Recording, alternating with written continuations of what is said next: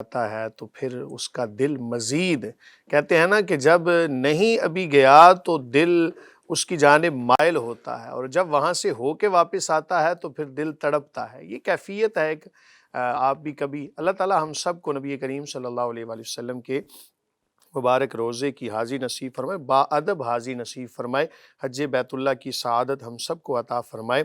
Programme کے اگلے مرحلے کی جانب بڑھتے ہیں۔ جیسا کہ آپ جانتے ہیں کہ ہمارا اگلا مرحلہ سوالات و جوابات کی نشست پر مشتمل ہوتا ہے۔ آپ احباب کے سوالات ہمیں موصول ہوتے رہتے ہیں، بڑے کومنٹ بھی آپ کے آتے رہتے ہیں، اچھے کومنٹ کیا کریں، اس سے نا تربیت کا پتہ چلتا ہے ہمیں۔ یقیناً یہ جب ہم آپ کے کومنٹ پڑھتے ہیں نا کئی لوگوں کے، تو کچھ ایسی لینگویج ہوتی ہے، کچھ ایسی زبان ہوتی ہے جس سے پتہ چلتا ہے کہ ہمیں ابھی بہت زیادہ تربیت کی ضرورت ہے۔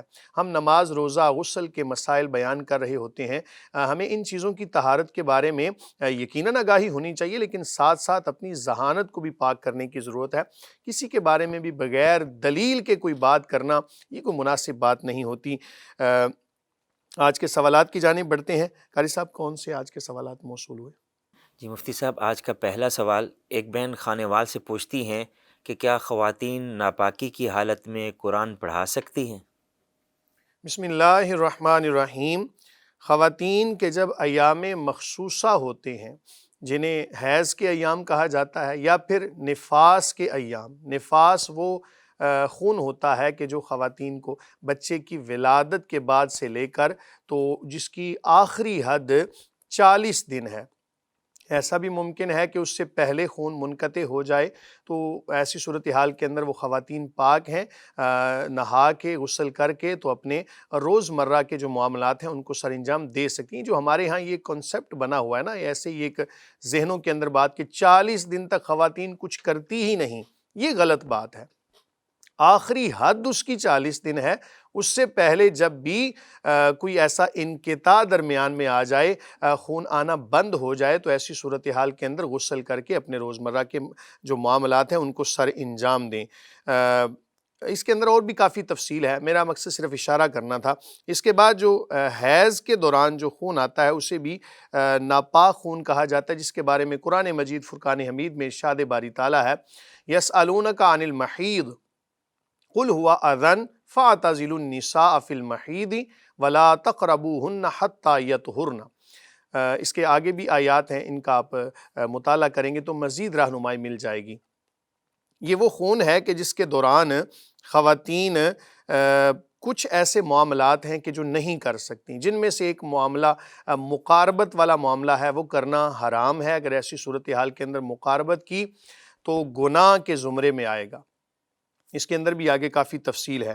آپ نے جو یہ پوچھا کہ خواتین ناپاکی کی حالت میں قرآن پڑھا سکتی، قرآن پڑھ تو نہیں سکتی، قرآن کی مکمل آیت پڑھنا ان کے لیے حرام ہے، کیونکہ جسم ناپاک ہے، اس وجہ سے قرآن کی مکمل آیت پڑھنا، فقہا نے اس کے بارے میں بڑی تفصیل سے لکھا ہے کہ اس کا قرآن کو چھونا، قرآن کی مکمل آیت پڑھنا اس کے لیے حرام ہے۔ قرآن پاک کے اوپر جو ایک کپڑا ہوتا ہے جسے غلاف کہا جاتا ہے، اس سے بھی قرآن کو نہیں پکڑ سکتی۔ ہاں، اگر کوئی صاف کپڑا ان کے پاس موجود ہو اس غلاف کے علاوہ، تو اس سے قرآن کو پکڑنا ان کے لیے جائز ہوگا۔ اب مسئلہ بنتا ہے اس خاتون کے لیے کہ جو قرآن پڑھاتی ہو، تو اس کے لیے یہ ہے کہ اس دوران میں قرآن کو سن لے، پڑھے نہ۔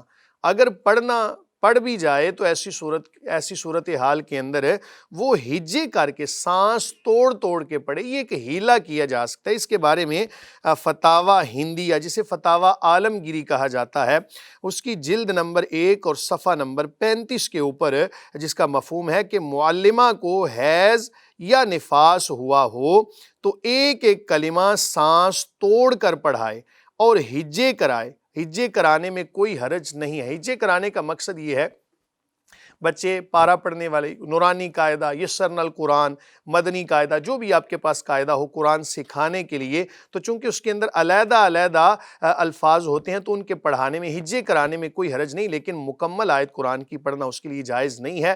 اس کے علاوہ اور بھی اس کے اندر بہت ساری جو چیزیں ممنوع ہیں اس خاتون کے لیے، وہ بھی انشاءاللہ کسی پروگرام میں تفصیل کے ساتھ ذکر کریں گے۔ آپ کا جو سوال تھا انشاءاللہ العزیز اس کا جواب آپ کو مل گیا ہوگا۔ مفتی صاحب، قرآن پاک کو الگ الگ کر کے پڑھنا، ایک ایک کلمہ پڑھنا، تو اس کا طریقہ کیا ہوگا؟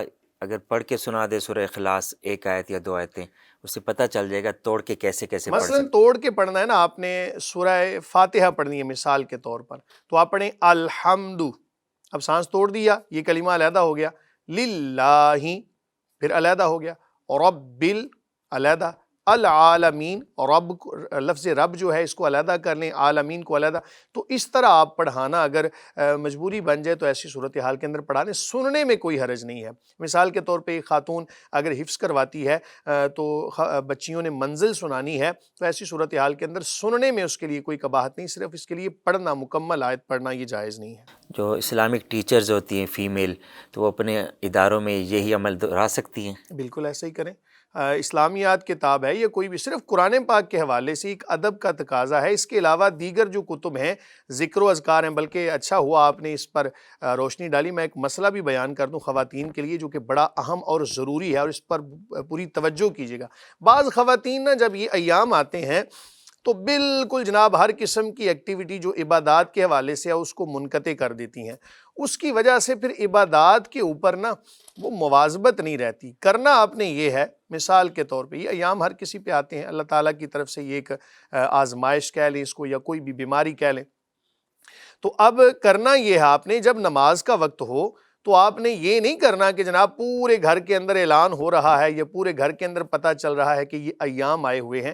آپ نے کرنا یہ ہے کہ آپ ظاہری طور پہ وضو کر لیں، اس میں کوئی حرج نہیں ہے، ظاہری طور پہ آپ اپنے اعضاء کو دھو لیں، جائے نماز بچھا لیں، اور آپ بیٹھ کے جتنی دیر میں نماز پڑھی جاتی ہے آپ ذکر و اذکار کر لیں۔ اس طرح ایک عادت بنی رہے گی، اور کسی کو اس بات کے بارے میں کوئی واضح طور پہ پتہ بھی نہیں ہوگا، کوئی پتہ لگنے میں حرج بھی نہیں ہے۔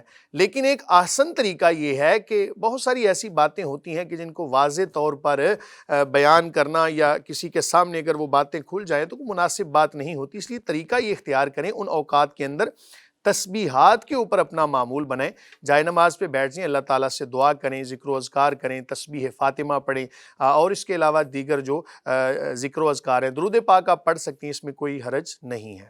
جی مفتی صاحب، ایک سوال ہے فیصل آباد سے حسن مصطفیٰ پوچھتے ہیں، ہم اکثر بچوں کو کپڑے اور پلاسٹک کے جانوروں کی شکل صورت والے کھلونے دلاتے ہیں تاکہ ان کھلونوں سے بچوں کو کھیلنے کے ساتھ ساتھ لرننگ یعنی سیکھنے میں بھی مدد ملے۔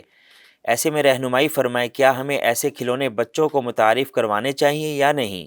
یہ بھی بتائیں کہ اکثر گھروں میں چھوٹے سائز سے لے کر قد آدم سائز کے ٹیڈی بیئرز جیسے ٹوائز نہ صرف بچے بلکہ بڑے بھی پسند کرتے ہیں، لیکن رہنمائی فرمائیں کیا ایسے کھلونے گھروں میں رکھنے کی اجازت ہے؟ بسم اللہ الرحمن الرحیم۔ بڑا تفصیل طلب آپ کا جو سوال ہے، بڑا اس کے اندر حالات حاضرہ کے حوالے سے یاد رکھیں کہ ہر معاملے کے اندر ہمیں شریعت کو فالو کرنا ہے۔ شریعت سے اگر کسی چیز کے بارے میں اشارات ملتے ہوں تو اس کے کر لینے میں کوئی حرج نہیں ہے، لیکن اگر شریعت میں کسی چیز کی ممانعت ہو تو اس سے بچنا لازم ہے۔ اور یاد رکھیں کہ جو چیز کسی گناہ کا سبب بنے اس سبب کو بھی ختم کرنے کی ضرورت ہے، اور اس سبب کو بھی ختم کرنا لازم ہے۔ اگر تو ضرورت بن جائے ایسی، جیسا کہ آپ نے سوال میں کہا کہ اگر ضرورت بن جائے کوئی بچوں